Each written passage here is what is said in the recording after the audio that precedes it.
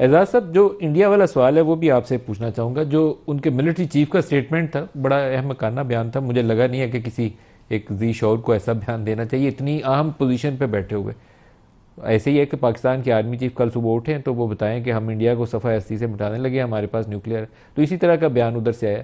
तो क्या ये रीजनेबल अप्रोच थी या कुछ अंडर प्रेशर है? वो क्यों रिएक्शन दिया ऐसा उन्होंने? जी, मेरे तो ख्याल में बहुत ही गैर मुनासिब बयान था। ऐसा नहीं कर सकते हैं, पाकिस्तान के वजूद को ख़त्म कर देंगे और तारीख में दफन हो जाएंगे, या जोग्राफी का ऐसा मतलब होगा कि भाई हमारा हिस्सा बन जाएंगे दोबारा और हम भारत को टेक ओवर कर लेगा। ये भाई हमारा हिस्सा बन जाएंगे दोबारा और हम भारत को टेक ओवर कर लेगा, ये दोनों चीज़ें होने वाली नहीं है। होनी होती तो ये बहुत पहले हो चुकी होती, जब पाकिस्तान नया नया बना था। उस वक्त हमारे पास कुछ नहीं था। अब तो ऐसा बिल्कुल नजर नहीं आ रहा कोई मंजरनामा। बस एक बराबर वो है, एक रिटायर होने से थोड़ा पहले उन्होंने एक बड़ा नारा लगाना था, शायद को कोई पोजीशन भी मिल जाए। लेकिन मुझे लगता है कि उससे ज्यादा कोई असर नहीं होगा। वहां से मिक्स सिग्नलिंग चलती रहती है। कभी आरएसएस के जो सेक्रेटरी जनरल हैं वो बयान देते हैं नहीं, बातचीत होनी चाहिए। नरवाने साहब भी उसकी एंडोर्समेंट करते हैं। ये साहब कहते हैं कि नहीं जनाब, हम तो अभी भी जंगो जदल के मूड में हैं। तो भारत की तरफ से अभी कोई संजीदा पाकिस्तान की तरफ कोई इनिशिएटिव नहीं है।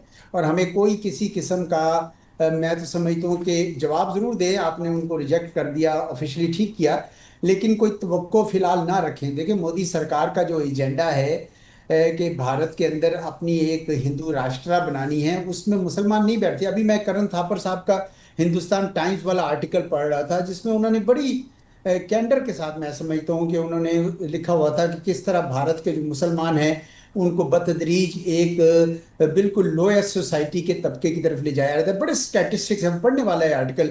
उन्होंने यकीनन बड़ी तहकीक की होगी, वो कई प्रोग्राम भी इस पे कर चुके हुए हैं।